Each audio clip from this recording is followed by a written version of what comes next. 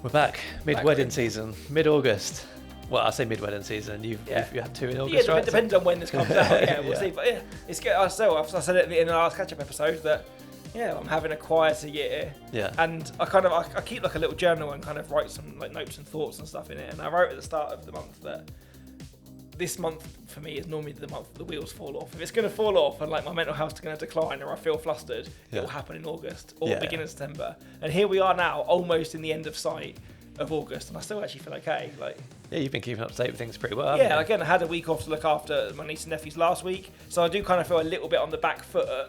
But I'm just kind of taking the win that it's like I was able to take a week off in August. Yeah. And nothing, it hasn't meant that I've had to like delay anything. Everything will still go back out on time. Yeah. So I'm just in that kind of real balance now of like, oh, maybe this quiet, like slower life is, maybe I'm definitely feeling the pinch in my pocket, not having those big money months over the summer, which I'm used to over the last couple of years. Yeah.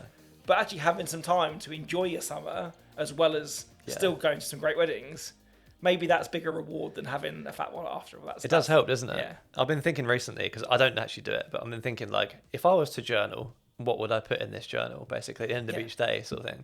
And like, we have very similar views on like trying to have that work-life balance, and a lot of this podcast is about work-life balance, right?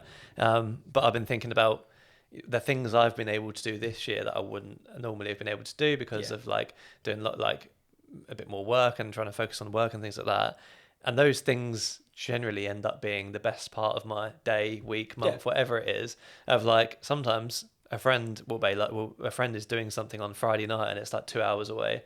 And it's like, oh yeah, well, I'd have to probably skip work on Friday because I'd have to go like travel over here and then do this and whatever. I can do that now. Yeah. And I won't feel guilty about it. And yes, my backlog is still going to be the same as it has been every other year. And I probably won't finish my edits until January, February.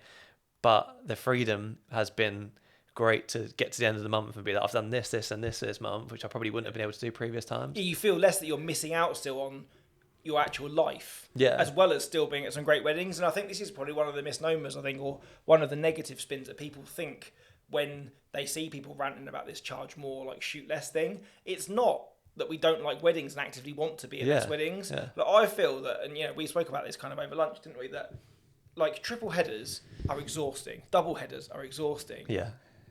But I think if you're doing any sort of volume, there's going to be a time in the summer where you are doing, like you've had a couple of triples this year and stuff, where that's still like, and I've advocated in the past, like if I could have 13 doubles and have the rest of the weekends off, that's great. And I still think that's the case. I do. I still think that's the case. That kind of having time together off is really good. Yeah. But it's still, I love being at weddings.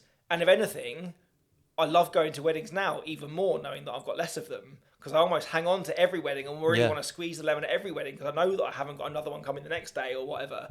Or I've been able to go, like I've got a wedding coming up in a couple of weeks where I know that they're having a party on the Friday night and they've invited me. Yeah. So I'm like, do you know what? I could go along to that. I have a beer and a pizza with all of the guests. So when I rock up the next day, I'm going to be like part of the gang already. Yeah. But normally if I had a wedding that day, I'm like, I can't do that.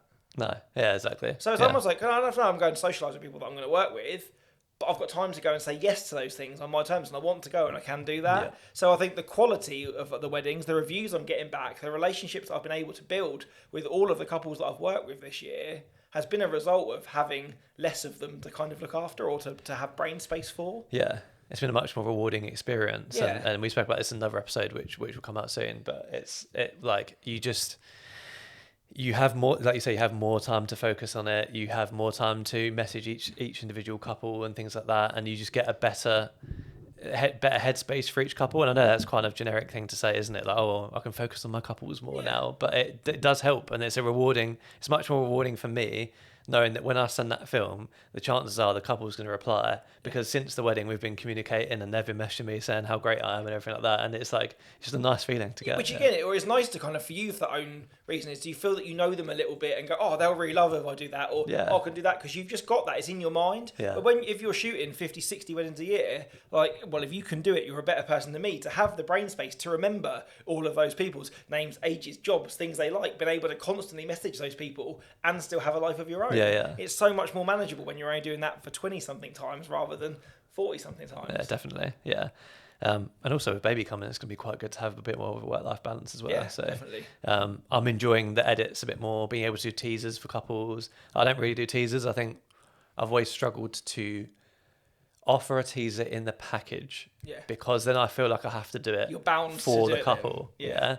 And but it's not even that. It's bound to my style, or it's bound to the style that they've paid for when they booked. Whereas because I don't offer it in my package and I do it off my own back, I feel like that teaser is only for me. Like they don't get a single say in it. I've been putting it on Instagram before the couple even see it. Which is something that I've been pretty against if the couple's paid for something. But because the couple hasn't paid for it and they're not expecting it, I do it how I want to do it. I don't. I still make it look like the wedding and not like that's something it isn't.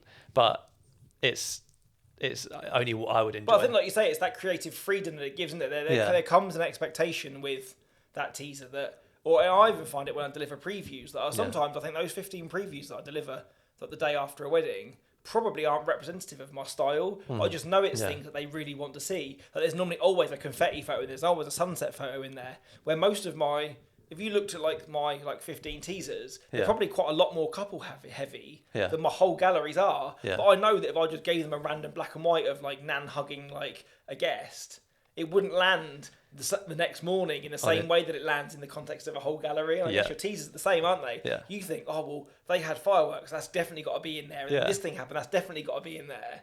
Where, because you know they're expecting to see it. But if you're almost in the driving seat of that teaser, it's like, well, anything they see is gravy. I can make so I'm just going to make it on brand for me. And then if like what they see, they're going to like anyway. So I've really enjoyed that element of it.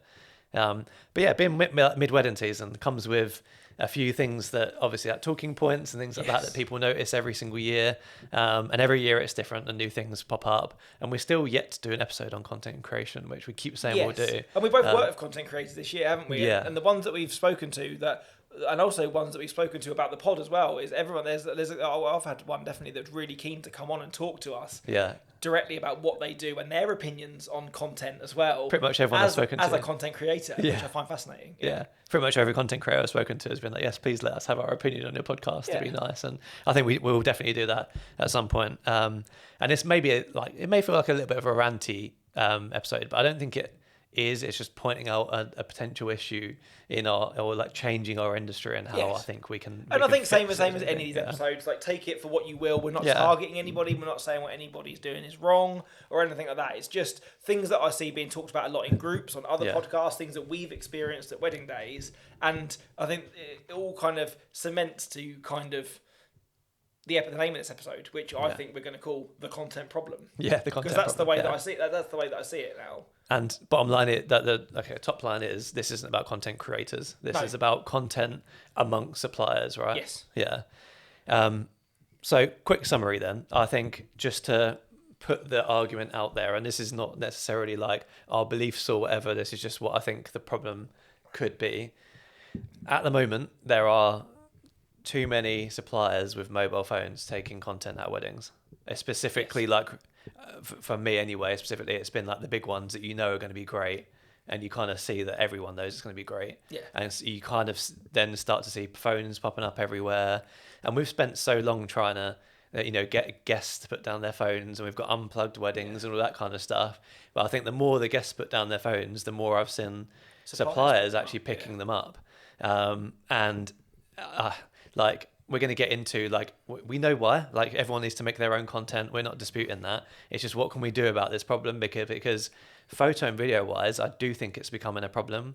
And I've got a couple of examples. I don't know if you've got anything to say first. A little bit. Again, I think and I also kind of want to preface this to say, is that we almost, and I don't know why I'm saying this, because most people that listen to us are photo and video as well. But I understand that when it comes to content, everybody needs content to market their business. And at the same time, we're incredibly lucky in that the product, if that's what you want to call it, that we supply to the couple is the content. Can also be used as content. If you're a cake maker, you can't literally physically put pieces of cake on Instagram for people to try, or you can't offer to do someone's hair through the means of social media. So you need to, in some ways, make have content of you doing what you do in order to have stuff to post. I understand that. Where you could argue that we don't need any BTS and could just post our product, and that still works in the same place. But I think that's what we're trying to say, is that even though that is, I feel that it's the way that things are gone about, people's lack of humility, I think, in the end, to kind of their lack of respect for the day, the emotion and the rest of it, to just make sure they get their content is what's driven us to even have this episode. To have this, episode, and we're obviously like we're quite receptive to other people's like opinions and things like that. So obviously, feel free to drop us messages on what you think of this. But this has come from a couple of people that I've spoken to, both videographers, photographers, who have gone, yeah, have you noticed this is starting to happen? It's getting a bit weird. And yeah, I have noticed it because I recently had a wedding, very big wedding, very impressive wedding, and at the this is a couple of examples. One of them was a first dance where they had all of the things, like they had it like nicely lit. They had the smoke and sparks and all kinds of stuff, and it looked amazing. And obviously, I was filming it from. I don't normally do this, but I was filming it from the guest perspective because the sparks were going to be behind the couple. Yeah, so there's a reason. Normally you would always want the guest faces in the background to their reactions, but when then the sparks are going to go off behind you. Yeah, you're rather than the concept of everybody else's viewpoint. They're looking at the sparks and you stood looking shocked in it, or know that the couple have put money and budget into having that effect appear behind them, and that's the shot that they're expecting to see. Yeah, exactly. So you've got these, but everything's going off in the background. It looks great. And at the time I'm thinking amazing. Then when I went to look at it back, I noticed that, so there's a band that were playing straight after that. All 4 members from that band are stood in the background of the shot with their phones out, filming it from the other side.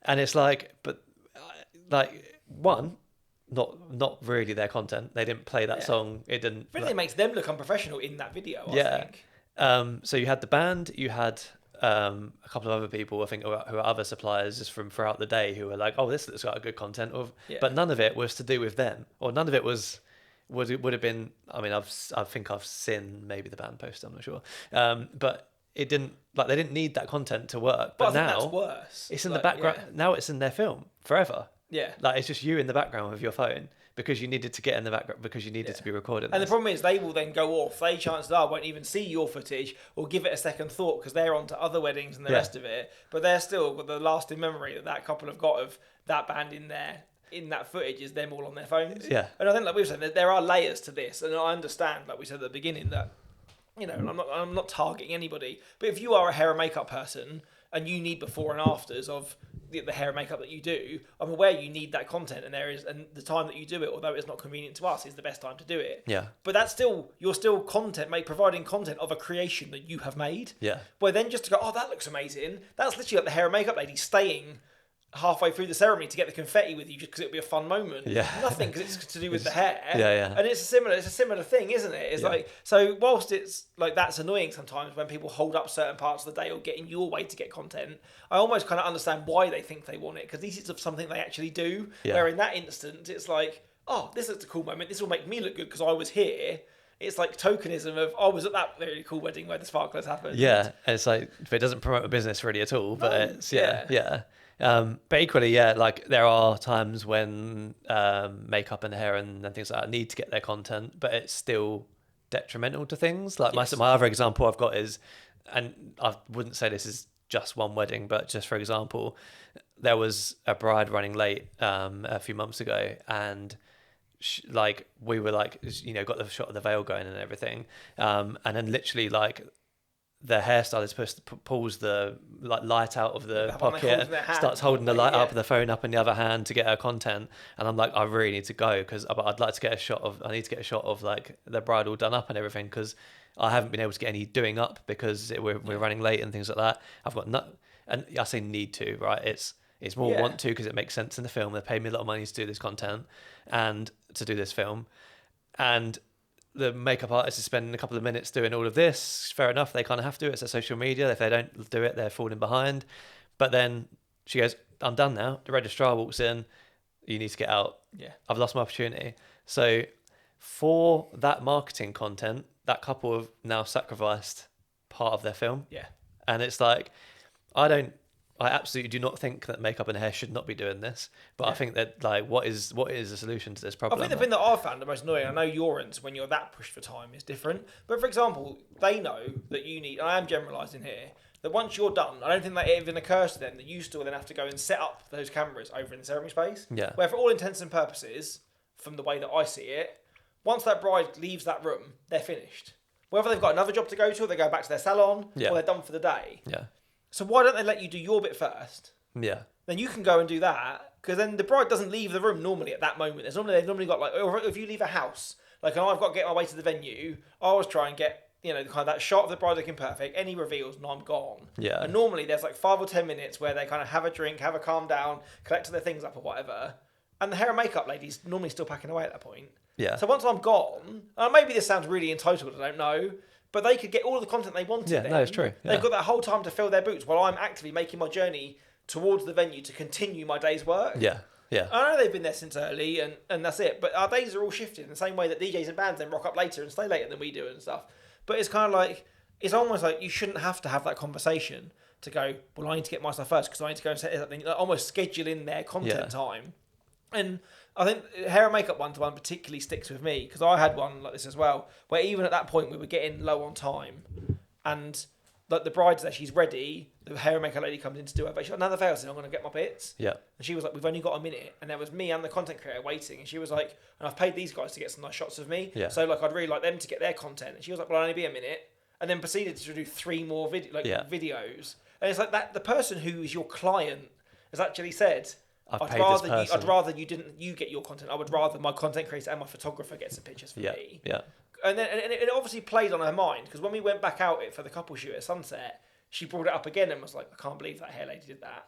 She was like, although my hair's held all day, it's looked lovely. She was like, that experience and almost annoyed me is that she was so selfish in getting her own content of my hair that she blocked you, who we want the content from. And she's like, I won't even see her video. No. She's like, unless she posts it on Instagram, and again, I can't really save it or I won't. But you she's won't. Like, I'm not even going to receive her content, and I've paid for a content creator to be at my wedding day, who didn't then get that Who didn't get the shot because she was getting her before and after. Yeah. And so it's kind of like, that I think is where I know I'm a documentary photographer and everything should be natural, and I think sometimes the world's gone so mad with content. Yeah. But it's like, just be a person first. If the person's telling you, I don't want to do this, could you do it? That's like me following a bride into a room and I going, can we just have a minute? And me going, well, I only want 2 clips, and just stand there taking photos anyway. It's like, that's just I don't get it. So do we, like, part of me thinks, is it something that we can work on? Like, do we need to set an expectation with? And again, like, the problem is that we don't, like, obviously, as all suppliers, we're a team, right? Yes. But we can't tell the makeup and the hair, oh, can you hold off? Because, like, especially, I'm not going to be the person. It's not all of them. No. I would feel really hard when I got to a wedding day, like, whilst they're doing the bride's makeup, go, are you going to need to get BTS of this later? Because if you are, can I jump in and do this first? Then you can do yours. And you're almost then assuming that they're going to be an asshole about it. So you can go, but then, because some of them go, oh, I don't do that anyway. Yeah. Or some of them go, oh, no, well, I wouldn't let it get in your way. Yeah. And then, so it's hard, isn't it? You kind of don't want to accuse somebody of doing something before it's even a problem. But by the time that it is a problem, it's too damn late. Yeah. We're massively overgeneralizing here, that there's going to be, like, I know I've also turned up to weddings and makeup and hair have gone, okay, like, once you're done with your window shots, can you send them over here so we can get some shots for our marketing? And that is how I believe it should be, because you let the people who are paid to do the job. Yeah, to do the job, and the marketing to get the cherry on top. Is the cherry on top, yeah.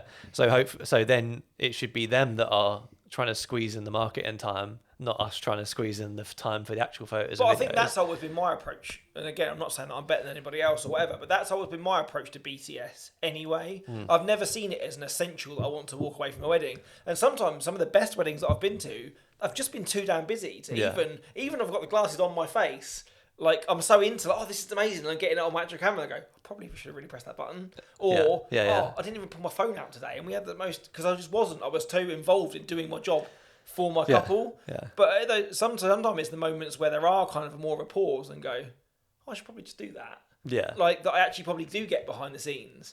And so it's kind of like, I never see it as like an essential, or it hasn't really molded its way now into my, like, repertoire of like one on the camera, one on the film, one for the phone. Like, I don't kind of work in that kind of algorithm. Like, but it's so easy for us to say, because like you say, our work is for the most part, our work is the content, right? Yeah. And I'm saying this as someone who sticks a phone on top of my camera and records a lot of, like, some of the day with it if I like something, because it's great BTS and content for me. But I've seen a couple. But I'm not in the photos or videos, right? So. But I've seen a couple of times this year, like, hair and makeup ladies who have had, like, time lapses going on their phones or videos whilst they're doing hair and makeup. Yeah. So they can just speed it up at the end and do that. And it's like, that's still content. It's fine, And it means that you're going about your day. And I've said to countless hair and makeup people about having the metas, because they're doing stuff with their hands and they're creating these amazing, like, hair ups and transformations. That'd be cool. Like, you would see that play out, and again, people would see you like brushing on your makeup and stuff. And I know that it's not the same as that like finished the before video, and after is like the but thing. The actual you doing your job would still be there then.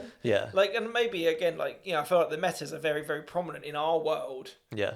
But maybe not so much in some of like the stuff that they do. I don't know, and I imagine that they look at lots of other hair and makeup people with big followings, and if they don't do it that way, why would they do it? And magicians as well. Yeah. Magicians now getting on the metas. Shout out to James. There's always gets a shout out on the pod. But why not though? Like, I think and again, anybody that kind of is using their hands where to hold a phone to film what they're doing is detrimental to them actually doing their job. For me, I think like having the metas or like a strapped on GoPro or whatever is the way forward. But for a magician, like their reaction, the metas are perfect. That reveal right? and then the reaction on that person's face. Yeah. And you do work fairly close to people. Yeah. They're perfect for it, aren't they? And it's so direct because people are looking at you and they're engaging with you, so they're automatically engaging with the content. It's like, why aren't there more people doing that?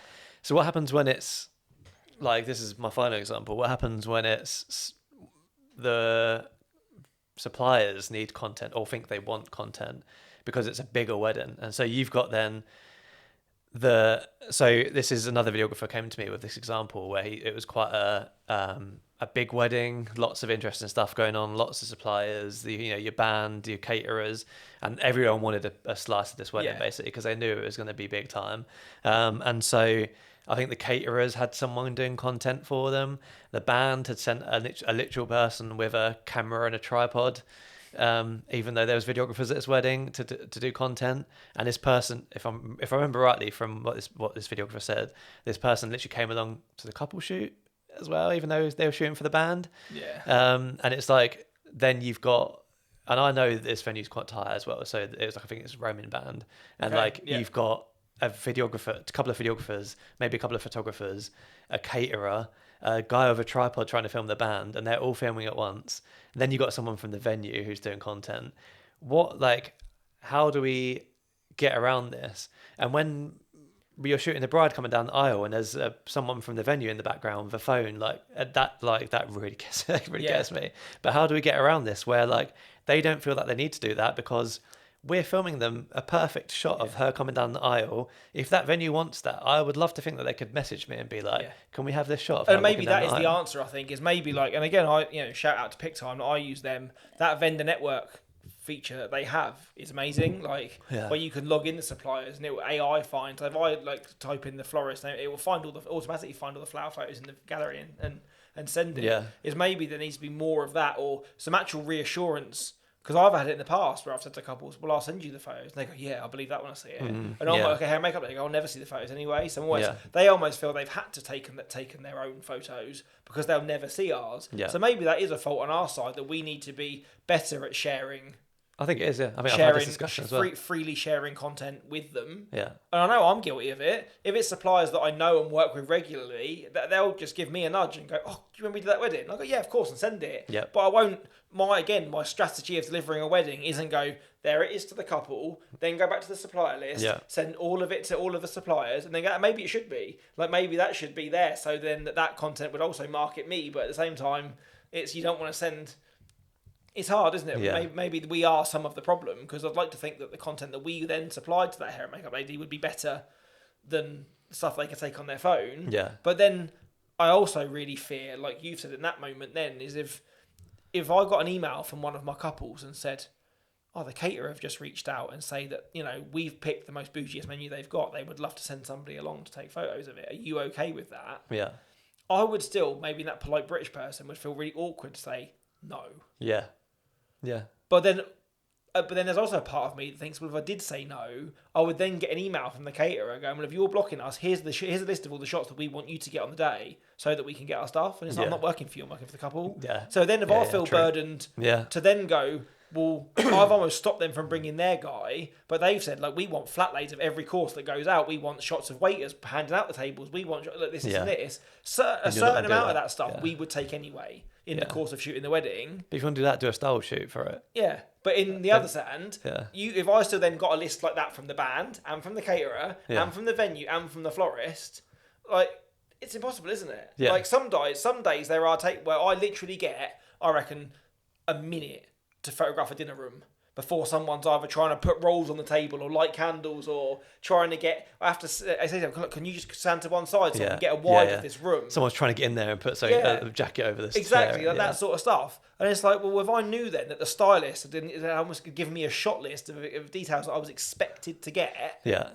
Like, it's different when you're at one venue for all day because you can duck in early and do that stuff. But if you're like at a house for prep or it's a church and then on somewhere, a lot of times that dinner room's got people in it or people sat in it sometimes before you even walk in yourself. Yeah. So it's like, it's really hard, isn't it? That if that was the answer to the problem is that no other suppliers bring these content and we're expected to give everything. We're expected. They probably would butt back and go, well, this is what we want. Giving us briefs. Give us briefs. And it's like, that's it. But I don't know, it's really hard, but I think a lot of times, or in the instances, a couple of instances where I've had that, where other suppliers bringing their own stuff, they've always said, well, we've asked a couple, and they said, yeah, we don't mind. Yeah. Because the couple just think, great, more content for us. Yeah. They don't think of the implications, and I think it's not happened recently, but the worst one that used to be for me was DJs. Okay, yeah. A DJ would bring a photographer and they go, oh, well, you only stay for first dance anyway. So once you're gone, I'd do all the evening photos. Yeah. And they're like standing there with their blow up guitar under their arm, like, oh, hold this on the cut. And then, the gallery goes on Facebook at 2 a.m. that morning before you've even like woken up and looked at the photo. Yeah. And that sort of stuff. Or I've had, again, like a DJ that brought a videographer because he's like, oh, he's got some new lights and he wants to get a cool first dance. Yeah. It's like, well, if you start tracking around that couple when I'm trying to get a first dance photo, the couple aren't going to see your thing. Yeah. But he's like, well, they said yes, they agreed to it. And it's like, and then you feel that you're stuck between a rock and a hard place, don't you? Because the couple aren't, for the most part, going to say no, are they? Yeah. And the problem is, like, I've seen the footage that this band's content creator did of this band for this wedding, and it is bad.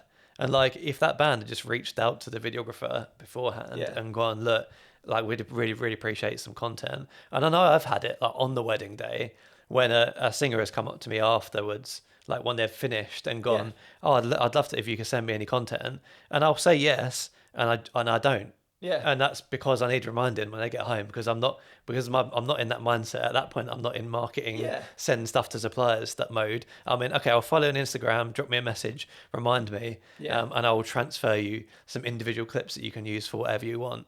But if it's pre-agreed, then and there's not an expectation, like you say, sometimes there could be an expectation, but let's assume there's not an expectation. Let's assume this band have gone, so this videographer and gone, we'd love to send our guy there, but we wouldn't have to if you could just send us like just a few clips of whatever you capture from us as a band, because that'd be really helpful. And then over the course of a few weddings, that videographer gets you, those videographers get you a bit more footage and a bit more footage. But I feel the same with like singing waiters and stuff as well, though. Like, obviously we know other singing waiters, but if sometimes, and like, again, like, I know our skill as photo and video is to read a room and make sense of it however it unfolds.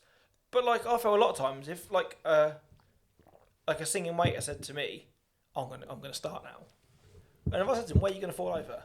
Like, tell me where. Like, give me a rough spot where you're gonna drop. I'll make sure I'm in the room first and can kind of side, so I know that I'm in the right place. Yeah. Like, if you give me an inch and set me up, I can get you the shot of you falling over and that initial reaction when you burst up holding the mic, because I'm in the right place. And that'll be your content, rather than you kind of like finishing your dinner in the corner and just being like, starting now, mate. Yeah. And then, until you're there halfway through, don't stop me now, which is always the first song, before you even get back into the room. Yeah. And I feel the same with bands, and maybe it's on my lips because I'm about to go, or on my mind because I'm about to go and photograph a festival at the weekend. But like, when I work the main stage for that band, most of the time, if there's big stuff going on, there's going to be confetti cannons, there's going to be pyro or whatever, they reach out to the festival and to maybe not like general press, but people that are kind of at that level, and I get a look at a set list. Yeah. And they go, song 4, that pyro's coming. At song 8, the confetti cannons are going off. So I know where that if I'm literally right in front of the stage, I'm getting nothing. So I know that in that moment, I need to head back to kind of the bottom of the sound tower to get that. So if you give me a clue, that communication, and I'm sure there's a lot of bands that when the lead singer does jump off the stage into the crowd and try and sing with guests and stuff, if you just gave me a rough idea that was coming when we had the first arts conversation, I would either make sure I waited to get, like, you can almost cherry pick that moment. Otherwise, you could be outside photographing the guys doing their cigars around the fire pit, wander back in 2 songs later, and someone goes, "Oh, did you not Just see see it?" The saxophonist was just literally like being crowd surfed around the dance floor, and you're like, "Well, were they? I wasn't even here because I didn't know." I know there's obviously, I don't need to be spoon fed my lines, but just that little bit of communication, I think, between all of us sometimes would allow us to make much better content. Yeah, so this is our plan. Like, if you want like it captured, that it would be great for you to be here during this point. Yeah, the one thing that stands out in terms of like teamwork and communication is this the wedding I did recently at Lulworth Castle. I've spoken about it before on the pod, the one with the sparklers on the stairs. So the guys who were doing the sparklers, they're called 1111 events, and he was going to get a drone person to come and do the shot for him, because he was he's identified it as a good little moment, and he'd asked a couple and everything. And the couple were like, "Oh, hang on," and they messaged me and was like, "Are you getting the drone up for this?" And I was like, "Yeah, I was planning to. That's kind of one of the reasons I'm staying and extra and stuff." And they gave me his number, and so I just said to him, "Look, if you don't bring a drone person along, I will get all of this drone footage and I will send it to you completely like uncut, and you can do what you want with it." And so I sent him all the footage I have, both from the cameras and from the drone afterwards. And so he could use it for whatever he wants. And because of that, it meant I didn't have to battle drones or someone. Which, imagine, like you said when we spoke about that in this catch-up episode last week, that trying to fly a drone at night in a 30-second window that these sparks have got, if you're trying to ride the sensors of another guy's drone in the air, and if they collide and this and that stuff, like, it's so much easier. And it's not you being precious, but you've been hired as a lead videographer for a reason. Yeah. So I think, again, it's a two-sided argument, isn't it? We need to be better at giving content to other suppliers. Yes. Yeah. But at the same time, they need to be, I think, mindful on the other hand. And I think sometimes as well, it is that lines of sight thing. And I'm not going to name anyone, but I think sometimes venues can be the worst. Like wedding coordinators think, because they're at their own venue, they have a free pass to just kind of wander into things and stuff like that. And it's like, come on, guys, like you should, like, every ounce of this venue. You work it day in, day out. You should know that if you stand there, you are right in the way. I think the wedding coordinators thing standing at the back of the aisle has been a problem at probably half my weddings maybe this year. Yeah. There's been a wedding coordinator in the background of the phone. And it's just not the one. And I think that is like something that needs to stop. And like, that would be so simple for them to just be like, can you just set up like, but again, I've got a phone on top of my camera, which sometimes I'll get the aisle walk on anyway. So I could literally airdrop you that at the end of the ceremony, and their whole wedding ceremony entrance wouldn't be ruined by it. Do you know what I mean? Like, so and hopefully be like straighter, better kind of angled, and have some sort of a look to it more than someone, like, no shade to wedding coordinators or whatever, but their job is to coordinate weddings. They don't come with a degree of camera skills, do they? Like, no. But I think, and the other thing I hadn't thought of and isn't in the notes until you said it in kind of when we started the episode, is that for the last, I would say probably 3 or 4 years now, maybe even those years post-COVID, I've found now that unplugged weddings are becoming more and more of a norm now. Yes. At least for the ceremony. Definitely. Or the registrar's doing that speech of put your phones away. We have photo and video here for this reason. We want you to be present. So it's like, how hypocritical does it look if you're forcing that the mums, the friends, the cousins to put their phones away, but it's okay for for 10 other suppliers to all stand there with their phones out. Yeah. And it's just like, well, again, they could argue and say what we do. We're not going to see that content anyway.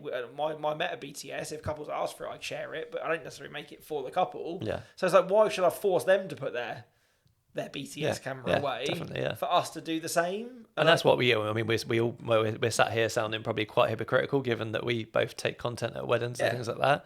But I think the main thing is, like, things that are not paid for by the couple should not be interfering with things that are paid for by the couple. Yeah, right? 100%. And that was the main reason, I think, for me, that my BTS was so thin on the ground until you put me onto the metas. Yeah. I was like, I want to find something, and knowing the clients that I like, that are pretty sure that I wouldn't want something which is on my camera or felt physically kind of imposing or stopped me doing what I was doing. Yeah. And they were the perfect solution for me, that they allowed me to kind of get footage of me doing what I was doing without there being any detriment to how I work, or any extra clips to it. Mm-hmm. It's always something, like, I always think this, and it's one of the things that kind of I also think about as well, is that, well, I went and got tattooed at the start of the year, and I haven't met as a name, so I was listening to music because I wandered in, and I was chatting to the guy in the chair next to us, the artist, and he was, "Oh, you got metas as well," and he was like, "I love mine, Because he was like, I charge my clients by the hour. Yeah. But he was like, again, if I'm doing a cool tattoo, I want to take a picture of it. Yeah. So he was like, but I'm very aware that if I want to do behind the scenes of me working or the progress of this tattoo in their health and hygiene department, he's like, I need to put my machine down, take my gloves off, pick my phone up, take my video of my picture, put my phone back down, wash my hands, re-glove, and then carry on with my job. Yeah. So he was like, and I have a timer going, so I know how much to charge the person at the end. Yeah. I'm charged by the hour. So I was like, I spent 5 minutes doing that 3 times throughout my thing. He was like, I wouldn't knock 15 minutes off of my £100 an hour that I charge at the end. So he's like, I'm basically charging you for me to make content. So he was like, for me, that was one of the things I was really mindful of, that when I got the Metas, he was like, this is brilliant. Because I can literally be like, hey Meta, start taking a video. I can go about my day. Hands-free, yeah. Hands-free. I haven't got to stop. I haven't got the cost of more gloves all the time. Yeah. I'm not taking time out of this guy's hour to get my content. Yeah.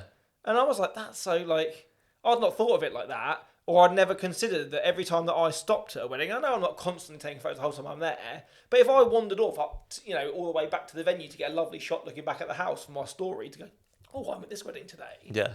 That's still time that I could be missing a moment. You're missing inside. something, yeah, definitely. Yeah. And so a lot of times, which is probably why I do get my video of my house when I'm walking up to prep in the morning, maybe a dark one when I leave, to kind of just show that I was somewhere, and maybe like an odd selfie as I'm wandering back with a couple, or they might go, oh, can we get a picture together or something? But for the most part, I'm not doing loads of stuff on my phone. Like, I'm not even looking at my phone a lot of time. It's not even if I'm pulling it out to check emails or whatever. I'm so caught up in what I'm doing that you really sort of focus into what you're doing.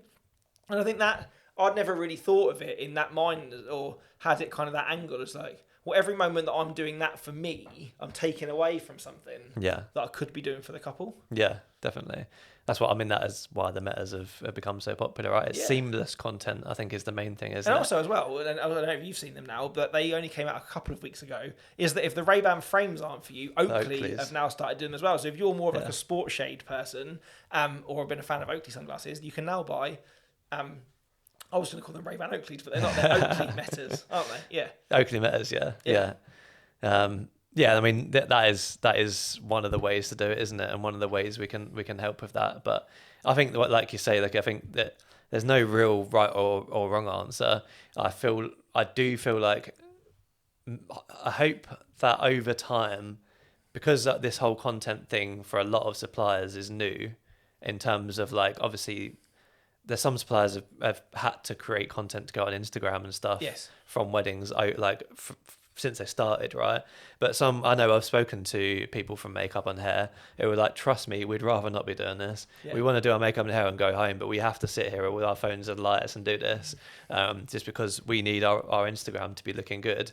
So, but I hope that there becomes some sort of normalcy in this, and we normalise maybe being like how do I say this without sounding rude? They get last dibs. Yeah. The photo and video team get to do their bit, and then the makeup and hair step in. In the same way that you feel as a videographer, that you came into weddings when photographers were already there. Yeah. You almost feel sometimes, which I don't agree with, but I know it happens, that you are kind of sometimes below the pecking order of time with the couple or your turns with the couple. Or just, you sometimes I'm feel doing that the couple you're shoot second. now. Again, you're almost dictated to by a photographer.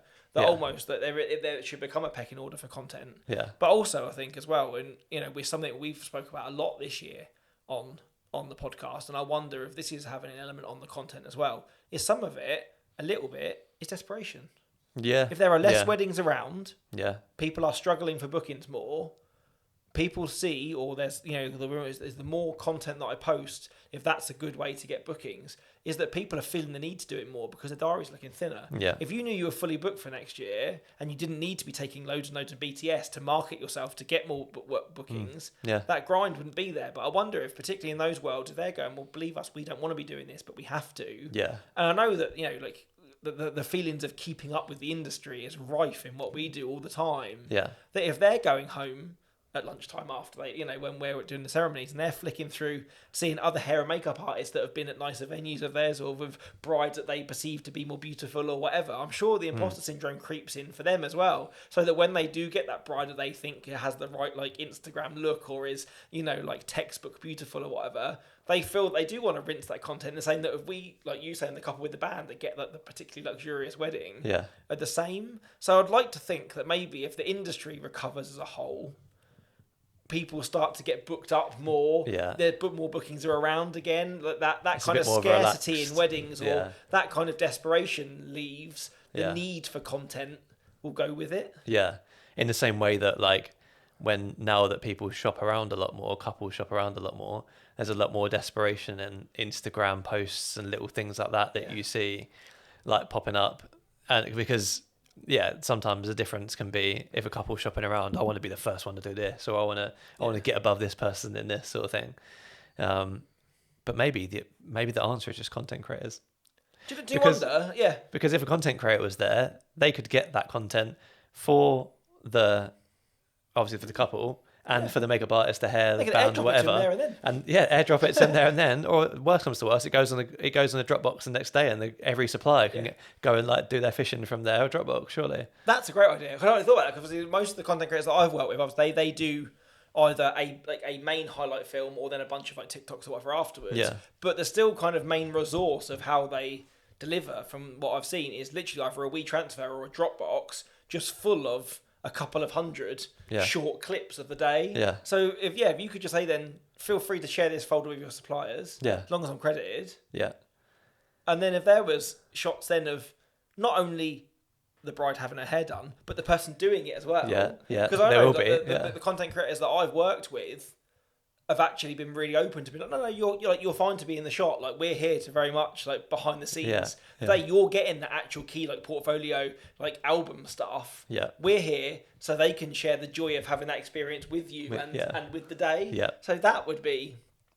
Yeah, but that's part of the time you're in the shot for couple shots and stuff like that, or group shots. They're filming you in the group shots and things like that. I know when we speak to other people or when we've worked together, it's almost been a bit of novelty. It's like, I've been working with someone that I know today, so I'll always try and get a couple of shots of you working and then share them. Or if I've ended up in your film, you've sent me stuff. Oh, look at you doing this. And it's almost been unexpectedly like, oh, that's a bonus from the day. Yeah, yeah. I'm never expecting it. Where maybe if you're working with the content creators, like I feel they've come in and got a lot of hate right from the bat, where they could be actually the answer to all of this.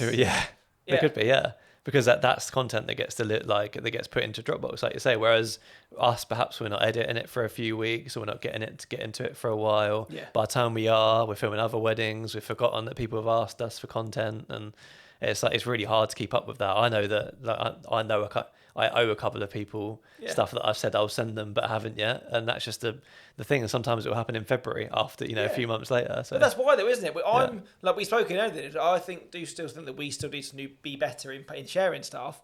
But I'm not posting it because I'm a nasty person and promise them on the day and then don't do it. I genuinely just forget. Yeah. Like sometimes it can be 3 weeks or a month before I even cull that wedding or get that wedding on my screen after I've shot it. And a conversation with a hair lady in the morning going, oh, can you send me some shots?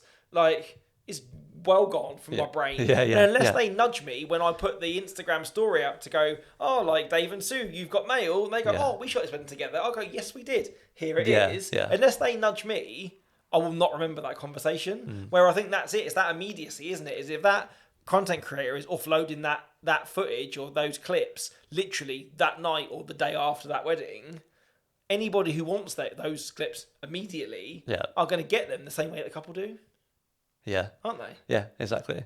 Because I fully appreciate it. You'd hope that was the case, yeah. If that hair and makeup lady wants to post on their stories and go, oh, this is what I did yesterday, they could have that clip rather than... Straight away in the Dropbox afterwards, yeah.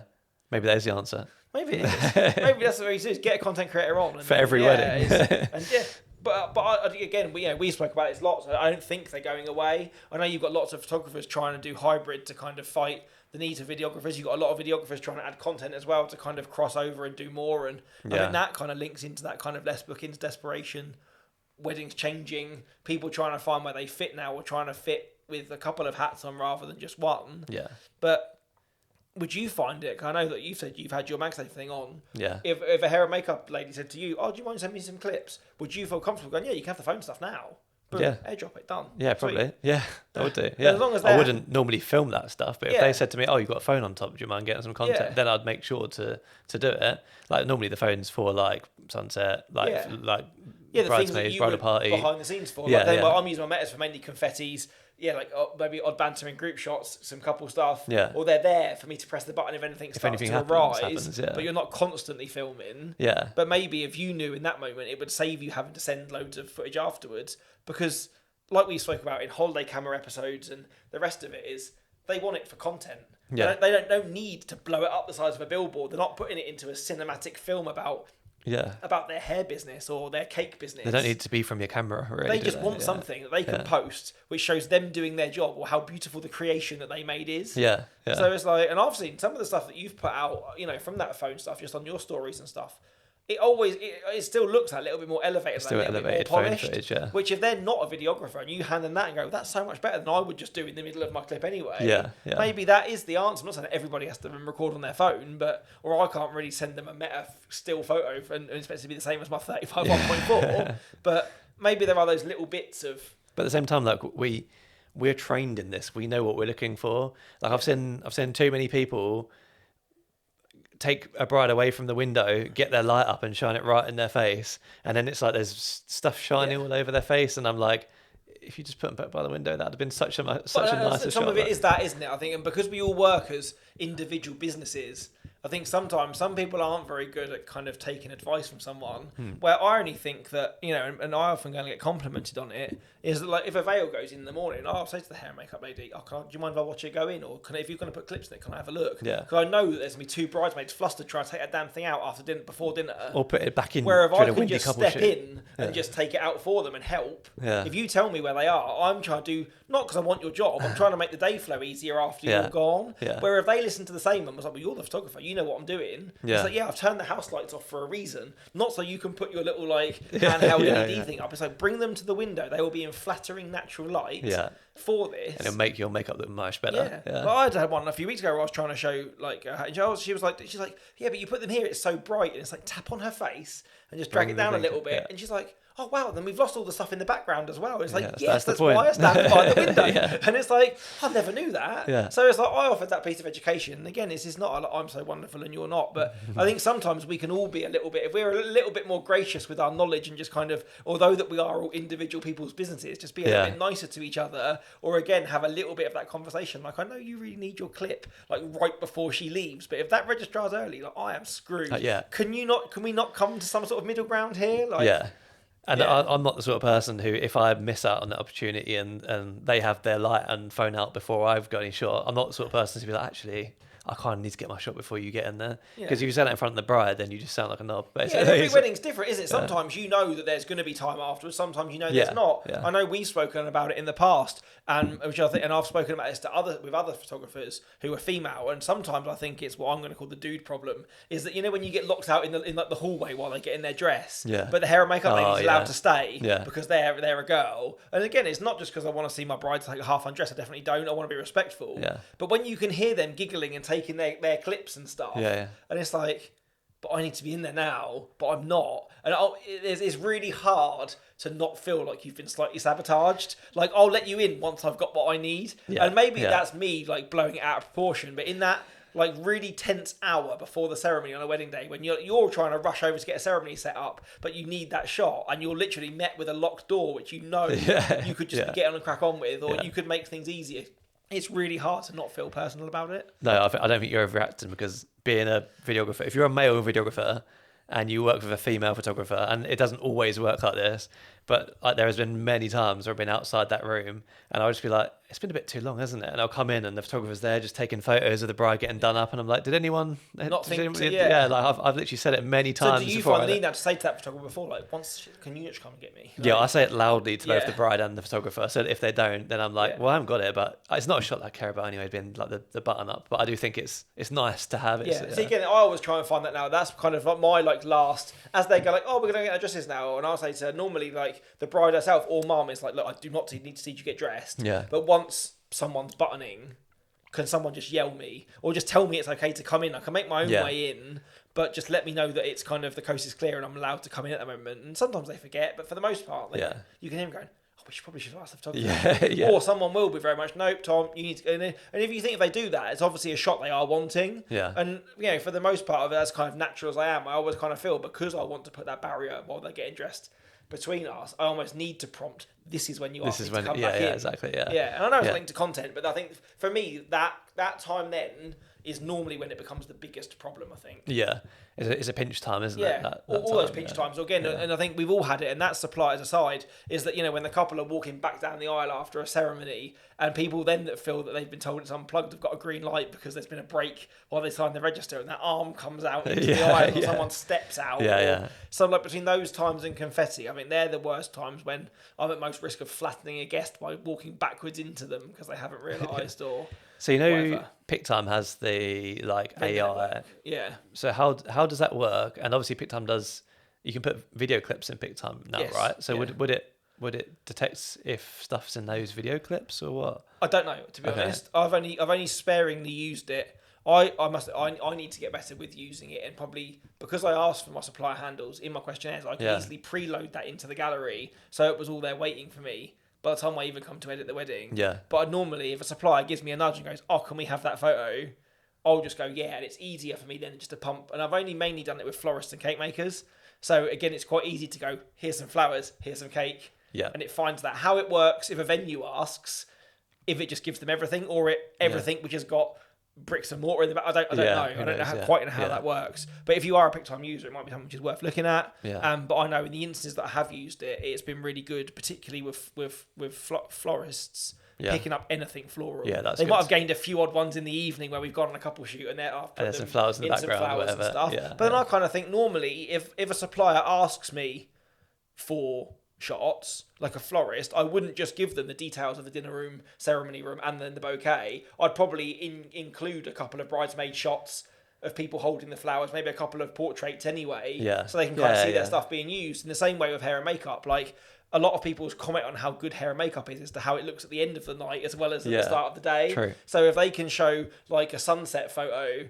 and the hair's still perfectly intact despite the veil being tugged out of it and this and that, I think that's equally as testament. That's just a testament to it. Yeah, for sure. Yeah.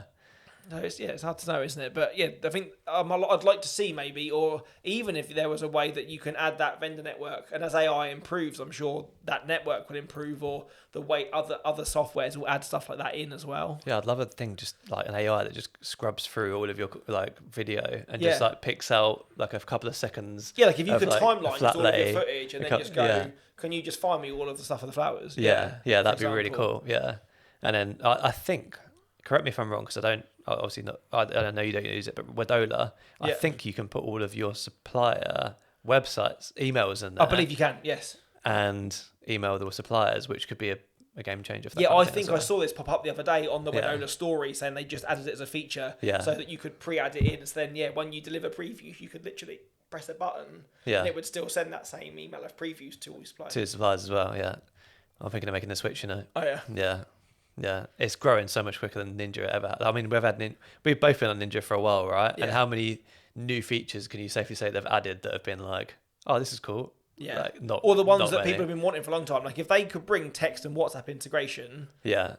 In so I could click a button and it would send a couple like a text. Yeah. Or a WhatsApp. That would be the biggest one for me. I think that might be in. I was chatting to Russell about that. I think there's some sort of integration. I think that would make me switch. But again, the day it's still going to be an effort to switch, isn't it? And I think that's the reason. If anybody, when they move gallery software or move CRM or anything, and you lose your data as well. It's having that inquiry data from the last 4 years. I know you can download it as some X but type it's a terrible file, Excel as but well. what you do with that afterwards, yeah. Like I love my Sierra Ninja where I have a dashboard and it shows me all of my revenue from the last 6 years and when my busy months and my quiet months and all of that is comparatively stacked. You have to try and make a spreadsheet with that so that you have old footage there, old data there. So it's interesting. But that would is we spoke about, the content creators could be the solution. If there's kind of software solutions that make it far easier with us to share content to suppliers. Yeah, I think all of that's kind of coming together at the same time, isn't it? That hopefully, with that and kind of the industry and maybe as a whole recovering, so people don't feel the need to kind of bum fight to get content, to get bookings. I feel hopefully it's an issue at the moment because of the times that we are in. That it's something which will definitely ease as content creators become more prolific and the rest of it. I think it will. Yeah. But I think that it's definitely something which is on the lips of a lot of people we're speaking to at the moment. There's a lot of buzz about it on kind of groups and stuff. So I'm really glad that we've actually had our chance to kind of sit down and kind of air our thoughts about it. Yeah. And even just in the chat that we've had, 2 or 3 things have come to mind which I hadn't considered. Yeah. Because it is really easy to get caught up in your own niche, isn't it? And be like, "Whoa, damn What's people, going on why are here?" they doing this? Yeah. They're doing this just to sabotage us, and they don't even need it anyway." And But we're both very conscious people, and we both like very much before these even started was like, we know that people need to get their content. Yeah. We're not saying don't get your content. What we're saying is the fact that everyone's getting their content is a problem. Yeah. Is it? Or also, I think, like you said, and the stuff that we addressed right at the top of the episode, is people feeling the need to get content to just be there by association. Yeah. Like, I wouldn't particularly stand and take BTS of the hair lady doing her job and then post and go, look who I was working with, this hair lady. Yeah. It's not my job. That's not my thing. No. Do you know what I mean? Yeah. Or like the makeup lady doesn't go into the dinner room, take a picture of the cake and go, oh, look at this cool wedding I was at. Here's the cake. Where the band the caterers videoing serving this is the same thing, isn't it? Yeah, I think it's almost like if you are making content to heighten your business, be respectful of the other suppliers around you, but I still see why you need to do it. And make sure it's relevant to your actual business. Don't tread over the top. Or also, I guess, and it's bound to happen, that if you are one of those suppliers that, you know, you get an email from a caterer and going, have you got a wedding this weekend? Because we've got an awesome one. We would love you just to turn up early and take some shots of us dressing. Because I've had a couple of florists reach out to me in the past and go, look, if you're not busy this day, can you just come and do some like venue setup for us in the morning? And I've always felt, most of the time I've been busy, so I haven't been able to do it. But I've always felt that little bit awkward of like, if I encountered the actual photographer of the day, that it would be a little bit awkward. That I'd feel like I'm adding to the problem, not doing it. Yeah. But at the same time, if you are one of those suppliers that gets approached regularly by a band or a DJ or a caterer or whatever, just remember chances are there will be photo or video people at that day whose sole job is to get good stuff for the couple and don't necessarily make their lives difficult just to get what you need for your client. Yeah. Because in terms of the bigger pecking order, number one should always be that couple's wedding. Because none of that would ever be there if that couple hadn't booked those suppliers in the first place. Also, everyone's under pressure from someone. Isn't it? Like, if you're doing your content, you're under pressure because you're trying to book next year. I know that I think this band were under pressure because they had a manager who really wanted this content and it's basically non-negotiable. You've got to get content them to have from more this. weddings at that venue. Something like that. So everyone's under pressure from someone. So we understand it. And obviously, like, a little bit of a ranty episode. We're trying to be on the, like, we have our opinion about it, but I think we're trying to be respectful to all suppliers. Yes. We are very like that, like those kind of people anyway. It's a content problem, not a supplier problem, right? It's not the suppliers that are a problem. It's the fact that we've all got to now create content, and it may be detrimental to the couple's experience and final product. Yeah, and I think the lasting thing as well to think about is I feel like content has almost become a little bit of a green-eyed monster. And if you're saying one of those suppliers that's going, I don't even know why I'm doing this, I don't want to do it, there are definitely more than one way to get bookings and do this. Don't feel that if it really feels like a chore to you or you don't have to do it. There are other ways to do it. I don't think that you have to do it. Yeah, I disagree. Do you? Yeah. I feel like if you're not doing content, you'll be left at the bottom of the pile unless you've got something incredible that no one else is doing. If you look at you post teasers and stuff now though, how much BTS do you actually show? I don't show any. I barely show any BTS now. Yeah. But you still take it. Yeah. I'll put it up maybe. As in like so I'll put a couple of stories on the day after the wedding, and then that's probably it. Yeah. Like I bet there's a lot of people, and this was the one that I had. That was one of the arguments that I heard is a hair lady saying to someone, "Oh look, I've got loads of these reels, like hundreds of them on my phone. I just never get around to posting them all because I'm doing 6 bridesmaids and a bride most weekends. Yeah, and I'm doing before and afters for all of them. Yeah, it's like where are they going to? Are you just doing it in the end because you feel you have to? Yeah. It's like you never need, like, even if you posted one of those a day, everything, like. So more content than you ever our need. BTS or our content, you don't need to post because our content is what we make. Like, we can post photos and videos, but for other suppliers, they don't get video and photo just from working. No. Like, does that make sense? Like they make up my hair. I feel like they get opportunities maybe that we don't know. Like, I know from some of the florists that I follow, I love their BTS from their studios. Them making it, they're like building bouquets. Yeah. They can just like bang a phone up on the corner while they're building a bouquet, or they go into buckets and picking flowers and showing their mood boards. Yeah. That's all BTS. And it's probably more interesting than... It's damn sight more interesting than watching me with Gorman's look at my face tapping buttons on the keyboard editing. But we still do that as BTS, don't we? We do, Their creative process sometimes is before we even arrive at the wedding. Just another shot of your desk with the phone in front of it. Going, but I still share that stuff. I feel like I need to. You go, I'm working on this person's gallery. Yeah. You might put the phone up on time-lapse next to you or take a shot of your screen. So it's like, not everybody has to have that direct stuff on the day. There's so many ways to skin a cat, and I think, and it's just... kind of how you, or find something which feels authentic to you and your brand as well. Don't just feed the monster because you feel you have to. Yeah, there is definitely that. Yeah. It's a good place to leave it, I think, isn't it? Like, yeah, I like that. It's real as well that we've done the entire episode without turning the light on. Oh, that's why it's getting dark. So we've been. I was looking at my face in this camera, like, why is it so dark? But we didn't turn the light on. So we have a 100-watt light with lovely daylight balance on it, and we just forgot to turn it back on. Yeah. So if you can still see us, thank you for sticking with us through the day to night transition of this episode. We are so professional. Maybe we should put some BTS up, and then you'd see all of the crazy stuff that goes on around actually making these episodes. And nobody asks us for content because it won't be lit. That's